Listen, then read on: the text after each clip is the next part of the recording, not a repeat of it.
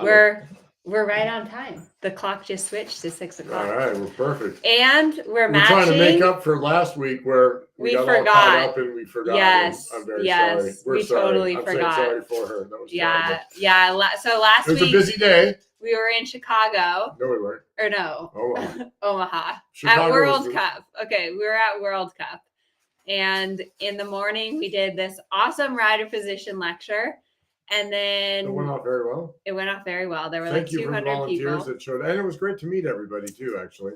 Yes. And then we totally forgot to do Facebook Live, and I didn't remember until Friday, which is totally not like me. I always remember everything. So it definitely must have been. But there was a lot of interviews. A very long day. It was a long day. Yes, we did a lot of interviews. So we should give a recap on World Cup.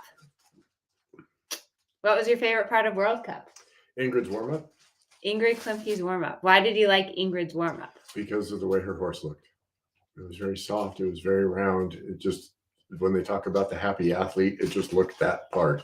Yeah. Very supple, very through. And it was very systematic, and there was just no drama. It was just very pleasant. It was just nice to watch it. Made me all warm and fuzzy like that. Yeah.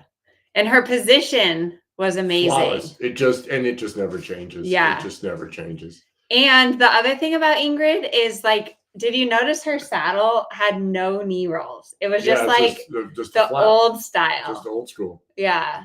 So yeah, it definitely was inspiring to watch her ride, watch her position. By the way, I'm doing a webinar on rider position on Sunday, April 23rd. So the link is down below. Be sure to RSVP because it's going to be awesome. Yes, and Stefan's freestyle. I remember a moment when he was coming, because we were sitting in the cheap seats above C, and he was coming towards us doing the half passes. I just remember thinking, oh, his horse is trying for him. It was cool. It was really, really cool to see his horse just go, all right, Dad, we're moving for you. All right, I got you. Yeah, I really think all the horses really rose to the occasion in the freestyles. And it is so fun to put together the music and to be able to choreograph it, you know, to enhance your horse, like to show off what your horse does best. And that's what's really fun about the freestyles. And all of the riders had great freestyles. Like, I was really, really impressed by the freestyles. Yeah, they were good. And Anna had such a great ride. Yes, so Anna Buffini. Cool. That was fun. So I spent a lot of time at World Cup watching the warm-up, which was really cool because they had, when I went in a few years ago, we went to Las Vegas and we weren't allowed to watch the warm-up. But here they had the warm-up in the middle of all the vendors, which I can imagine was probably a little bit tricky for some of the riders to be warming up like that publicly.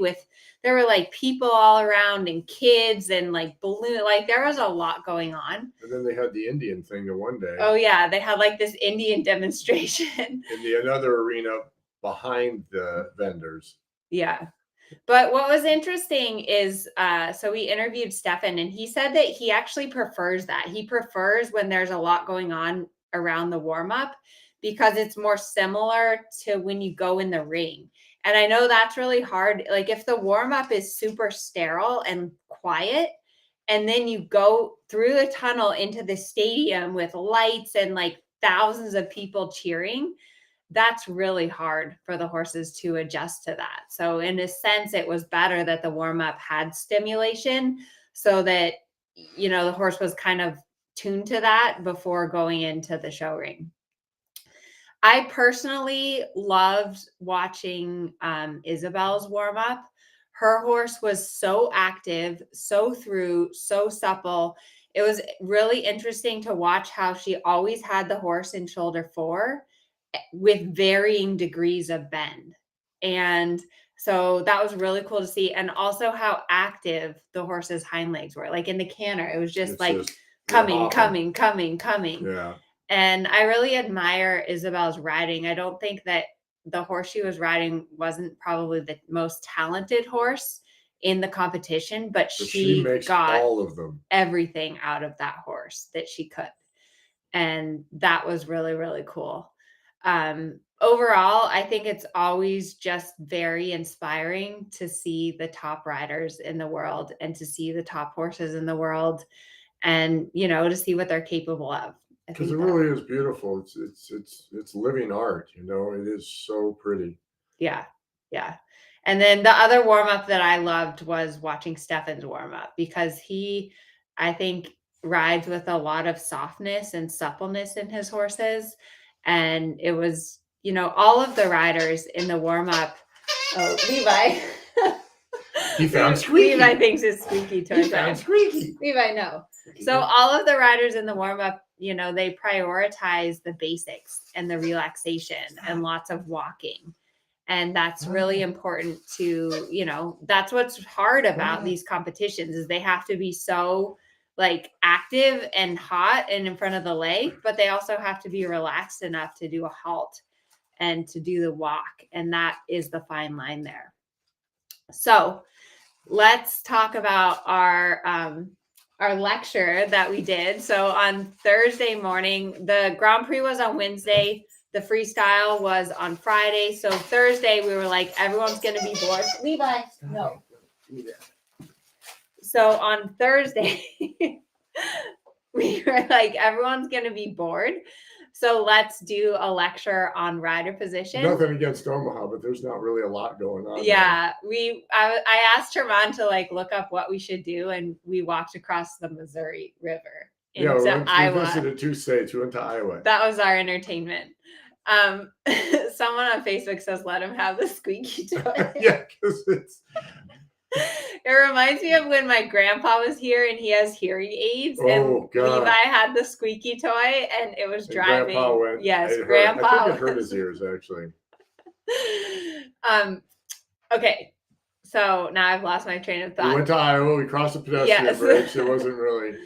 But anyways, the lecture was amazing. And honestly, I started a lot of the lectures that I do during COVID. And I've done a ton of lectures online. But it's very different talking to a screen. Like right now, okay, I can see there's 77 people watching, which is amazing. How do you know that?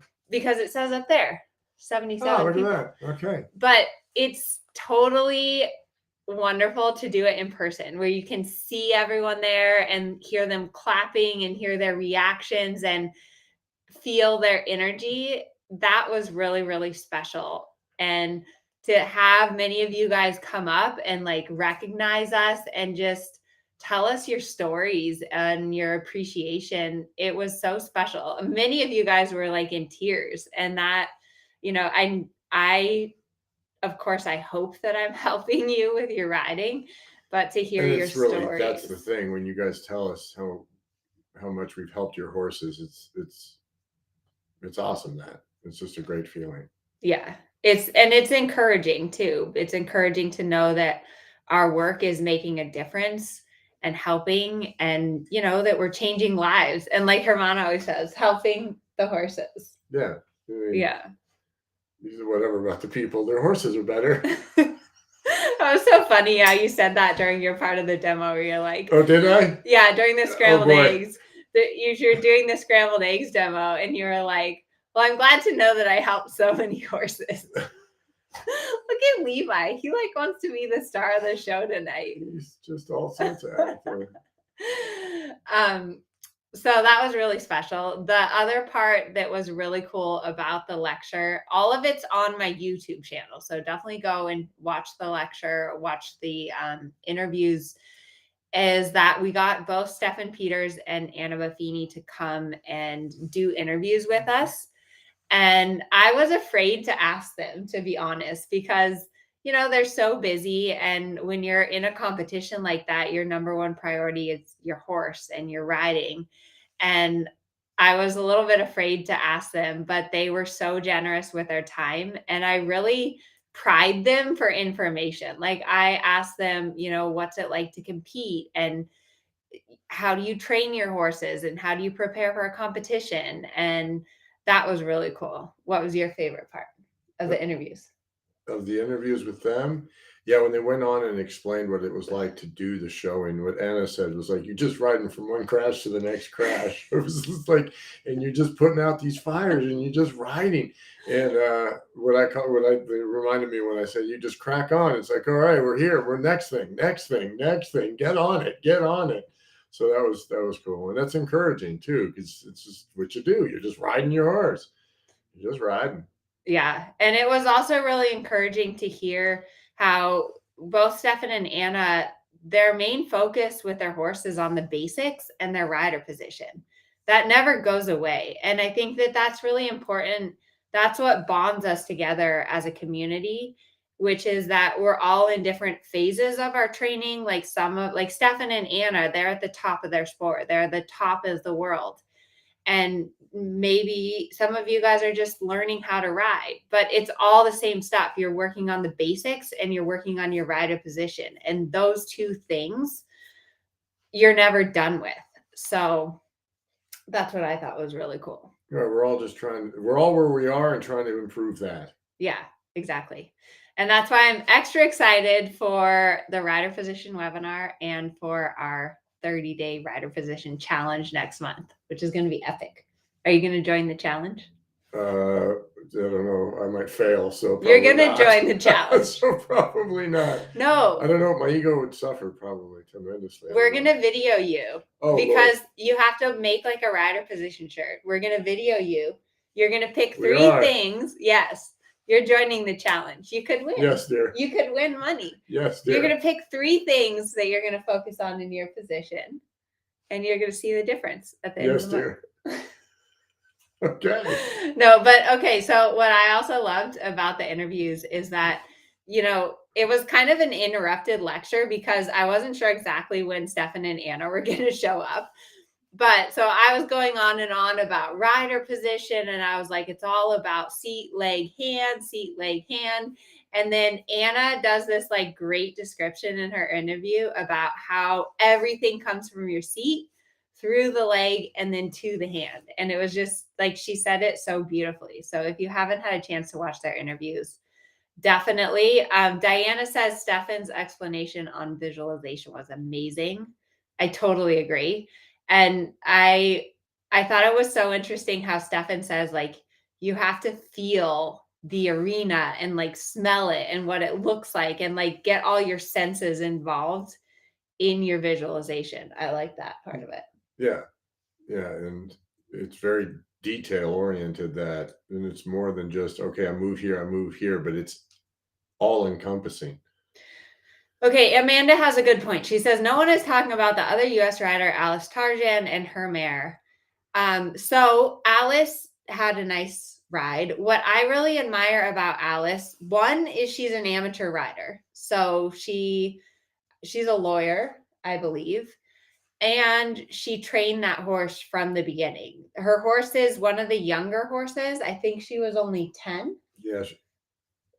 So she was young. She had some problems in the Grand Prix, but her freestyle was really nice. The freestyle was good. Yeah. And I definitely, Alice has a big string of horses. When we were in Chicago last year, she literally won almost every single class, division. because she had a horse in every class. She had a horse in the 4-year-old, the 5-year-old, the 6-year-old, the 7-year-old, like all the way up through the Grand Prix. So what Alice is doing is definitely admirable. And, and I really appreciate people that bring their horses up through the levels rather than just buying them as trained horses. When you get a young horse, she buys a lot of her horses as babies, and then you develop them through the levels. That's impressive and that's hard work. And it's definitely admirable. So yes, we should not forget about Alice. Okay, questions. There were some good questions, and I wanted to start with, let's see. So Nicole had a few questions about the World Cup. So let me try and find her question because it was a good one. She asked us a bunch of questions. Okay, so when I was watching the World Cup, I noticed several different approaches to the half pass. I've always been taught that you want slight shoulder forward position. there were a few riders that seemed to have an indirect rein on the inside rein and an open outside rein. Not going to lie, I've been known to open my outside rein to bring the hindquarters over, but it's not my go-to, and it's a quick fix. Why did we see this happening in the World Cup? That's a good question. And good eye, Nicole. Do you have a good answer? To her point there, yeah, it's a quick fix. And so there's the rules, right? First, you have to learn all the rules. And then when you know the rules, then you can break the rules. Right. And that's what it is. So those guys know their horse and they know that they're going to save half a point or they're going to manage some little thing better. And so that's test riding, which is a bit different than training, right? So they're doing something to make sure that they get it done, and they don't train it. Might be, I don't see them training, but my guess is they're not training it the same way at home. But when you're at a show, it's a performance and you have to keep the horse in that position. Yeah. Yeah. But it should be when you're riding a half pass and your horse is correctly bent, there should be space between your inside rein and the inside of the horse's neck. Right. And they have them in the outside rein. Right.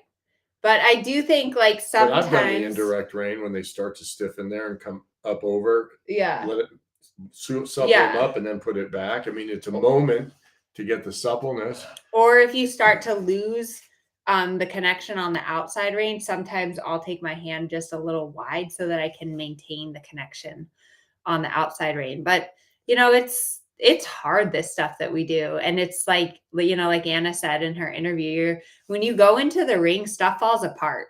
And that's part of the show riding, which is different than training at home. The show riding is, okay, let's hide that. Let's keep them here. Let's finesse that and on to the next thing. Right. Because in the training, if you lose the bend, then you would ride shoulder 4 or you do a circle or something. But in the show ring, back up, right? And so I don't know exactly why they would do that. That's why I've done it. Yeah. Okay. There were lots of good questions today. There's like a million questions. Okay.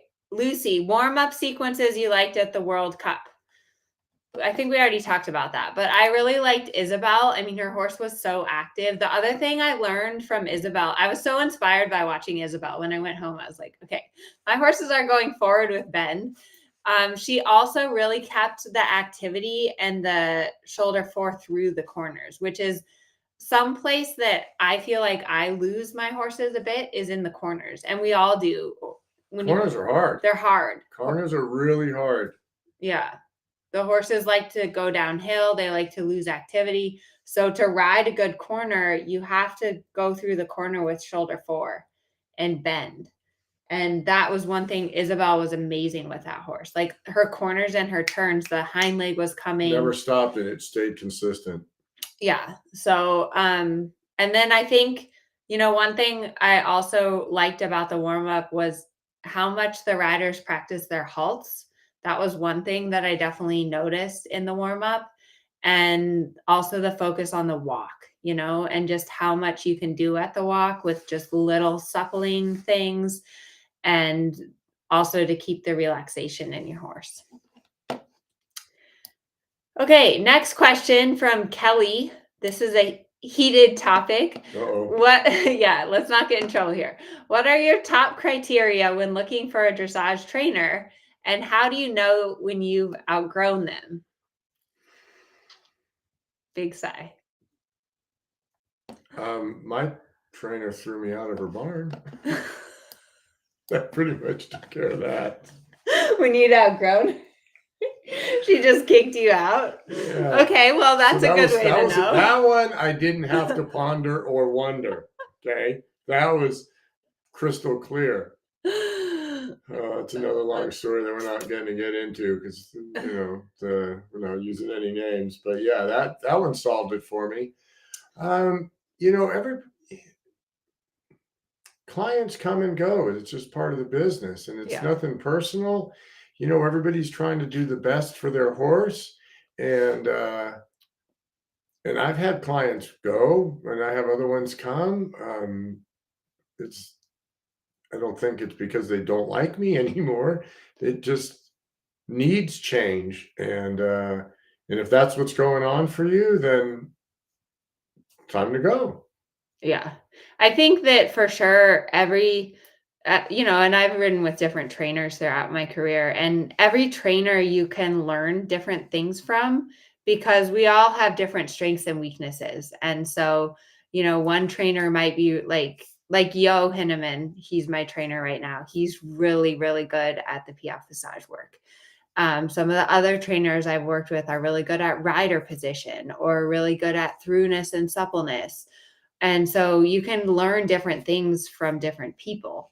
And I also think that sometimes over time, you can get a little bit complacent in a relationship with the trainer where you no longer hear them or listen to them.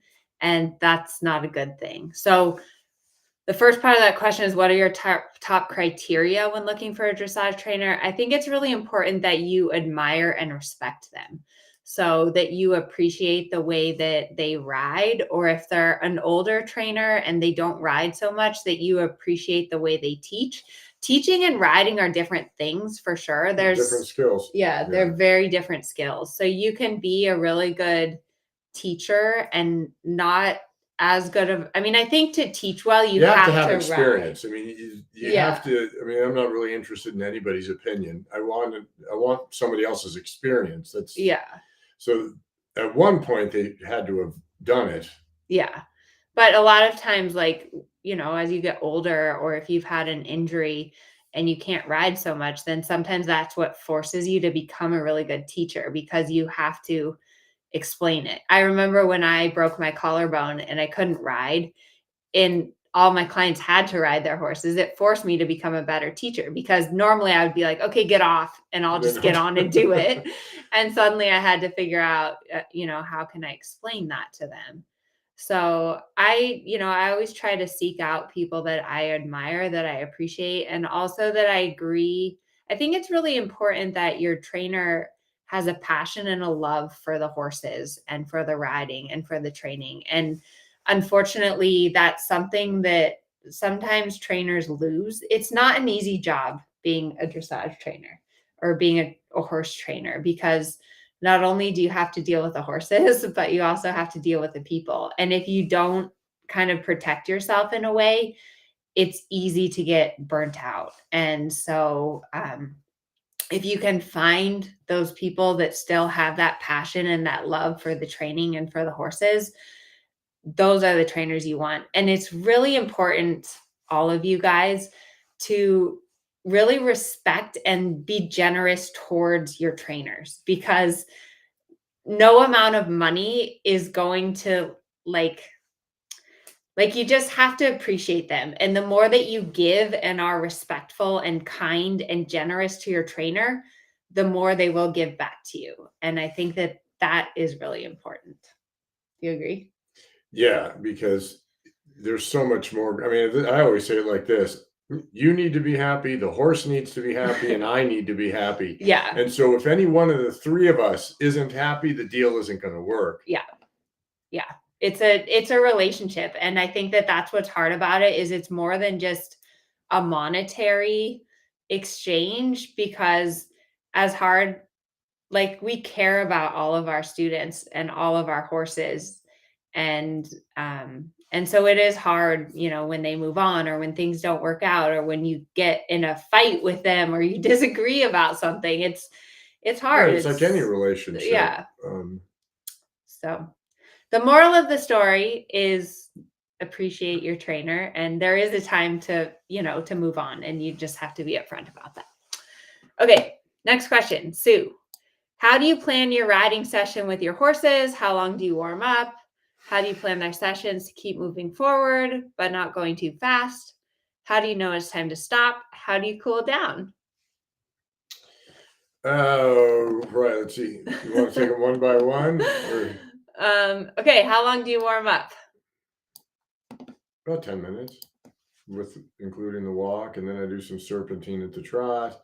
And then depends on the horse. Maybe I'll go to the canter then because it'll help the trot later. Or like with Frankie, not so soon. I am now doing canter sooner. But anyway, it depends on how the suppling feels like it's coming, right? And because some days are better than other days. Some days you get on them and they're like, whoosh, and you're like, all right, let's go. Some days they just don't feel as supple, and so it takes a minute longer. And so I have a general idea of what I'm going to do. I know my horse. Well, obviously on a green horse or a new horse to me, I had to do my 320-meter circles in both directions in both gates, then take a break and then start. But once I know the horse, like if I have hot, spicy horses, I do the same warm up every day. So there's nothing surprising to them and it helps them calm down. Um, so that's that part. What was the next question? One thing other about the warm up is that the warm up is all about rhythm, suppleness, and connection. So the base of the training scale, that's what you have to establish in the warm up. Until you've established that, you can't move on. So sometimes your warm up might take your entire and your ride. whole ride might be a warm up Yeah. until it actually, yeah, exactly. So it's one of those things that it takes as long as it takes, and you have to, once you've ridden a horse for a long time, you kind of have a better idea. Like if it's Monday and they've had all weekend off, your warm up's going to take a bigger chunk of your ride. If it's Saturday and they've been working all week, then maybe you can get your warm up done quicker and move on. So it just depends. Okay, how do you plan? Experience counts. That's the moral of that story. And that's why we all have somebody on the ground. Somebody is saying, your teacher has a teacher, right? We all have somebody to help us because the horses are way better at training us than we are training them. Okay, how to plan their sessions to keep them moving forward but not going too fast. So that's a little vague. But there is this balance. So I mean, if I'm going to try and interpret that. Yeah. So, I mean, I don't want to overface my horses and scare them. I don't want to make them do something that they can't do. I mean, I'll try it in a friendly kind of fun way. Hey, let's do this new thing. And then I'll base that on that. I'll base the next thing I do on that reaction. So if it was too difficult, I'll do something more simple and build back up to it. If they did it, and they did it sorta, then I'll do it a few times and try and improve it and then leave it and do it again the next day. Yeah. But that's the hard part of dressage, is that it's this balance between relaxation and reactivity to the aids. And that's, like Stefan talked about that in his interview, which is the Grand Prix horses are so hot and reactive, and yet they still have to be relaxed and able to walk. And that's what Herman was talking about, is you challenge them and you do harder exercises and more transitions. And then when you feel them getting too hot and too pumped up, you have to go back to something more basic and more simple and make sure that they're still staying relaxed with it. Yeah, back to the training scale. Relaxation's key. And so that's how you know, like if you've lost the relaxation, you got to back it down. How do you know when it's time to stop? How do you cool down? The end on a happy note, right? And so if they've really tried hard a whole day, then it'd probably be a little less. If I have to go back and do some things, it'll be a little bit longer.